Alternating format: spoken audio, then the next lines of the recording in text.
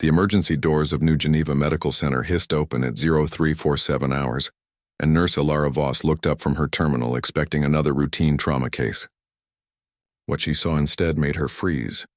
A massive cybernetic dog, easily the size of a small hover car, dragged a scorched escape pod across the sterile white floor. Titanium-reinforced paws screeched against the tiles, leaving deep gouges in their wake. The mechanical beast's optical sensors glowed crimson in the dim lighting, and hydraulic muscles rippled beneath panels of brushed steel and synthetic fur. "Security!"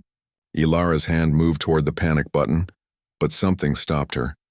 The dog's behavior wasn't aggressive. Its massive head turned toward her, and those red eyes seemed almost pleading. The pod it dragged bore markings she recognized immediately, Colonial Fleet insignia. But beneath layers of blast scoring and what looked like plasma burns, her medical training kicked in. If someone had survived inside that pod, every second counted. "Medical team to Bay 1 now," she called over the comm system, already moving toward the pod. The cybernetic dog released its grip and sat back on its haunches, watching her with an intensity that sent chills down her spine. Dr. James Chen arrived first, his silver hair disheveled from sleep. "What in the name of, is that a military-grade combat augment?" "It brought this," Ilara said, kneeling beside the pod. Her hands found the emergency release, but the controls were dead. "The pod's power core is completely fried." The dog moved forward suddenly, making both medical staff jump back. But instead of attacking, it raised one massive paw and extended a single razor-sharp claw. With surprising delicacy, it inserted the claw into a manual override slot that Ilara had missed entirely. The pod hissed open. Inside, cushioned by emergency gel that had long since lost its consistency, lay a baby. Human. Maybe 6 months old. And very much alive. Ilara's blood turned to ice. Not because of the baby itself, but because of what she saw covering its tiny body. Injection marks. Dozens of them, and the faint shimmer beneath its skin that she recognized from classified medical journals. Nanite integration, military grade, in an infant. "Sweet merciful stars," Dr. Chen whispered, reaching for the child. The baby's eyes opened, not the unfocused gaze of a normal infant, but alert, tracking, processing. One eye was entirely natural. The other flickered with the telltale electric blue of a neural interface. The cybernetic dog growled low in its throat, a sound like grinding metal, but didn't interfere as Ilara gently lifted the child from the pod. The baby was surprisingly warm, its vitals strong despite the circumstances. Too strong. The readouts on her medical scanner made no sense. "This child has the cellular regeneration rate of a combat soldier," she said, her voice shaking. "And these nanites, they're not medical. They're military augmentation protocols, the kind they use on special forces operatives." Dr. Chen was already pulling up classified databases on his terminal, his security clearance barely sufficient for what they were accessing. His face went pale. There was a black site research station, Project Genesis. It was studying enhanced human development for deep space colonization, creating humans who could survive environments that would kill baseline genetics. "That station was destroyed 6 months ago," Ilara said, memories of news reports flooding back. "The Crick Syndicate attacked it. No survivors."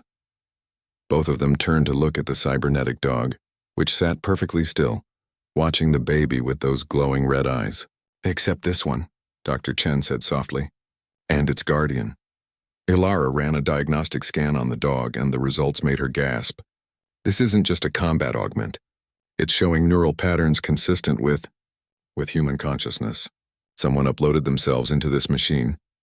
The dog's head lowered, and for a moment it looked almost sad. The baby began to cry.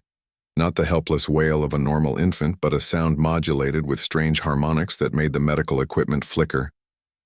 The cybernetic dog moved closer, and with impossible gentleness extended its massive head toward the child.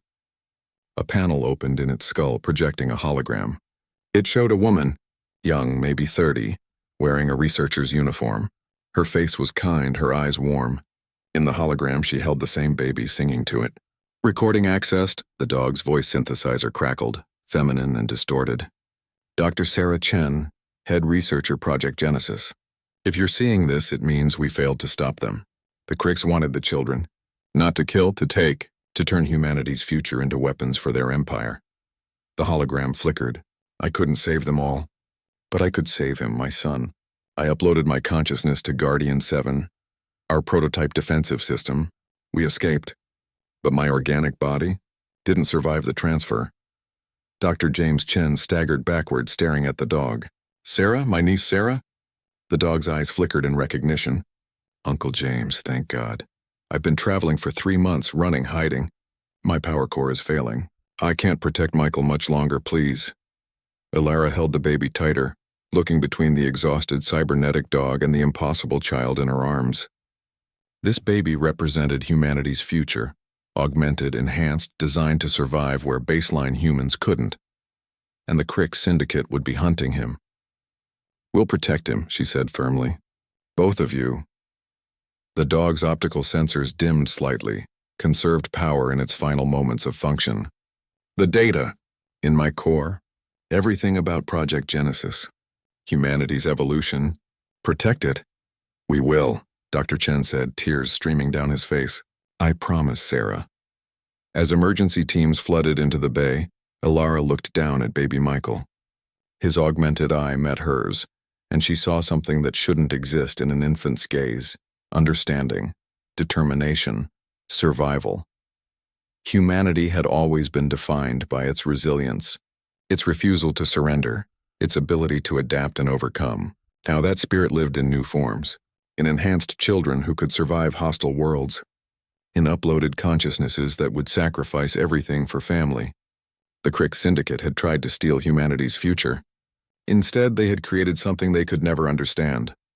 A mother's love merged with machine efficiency, and a child who represented evolution itself. Ilara smiled down at the baby. Welcome to the fight, little one. Your mother made sure you'd survive. Now we'll make sure you thrive.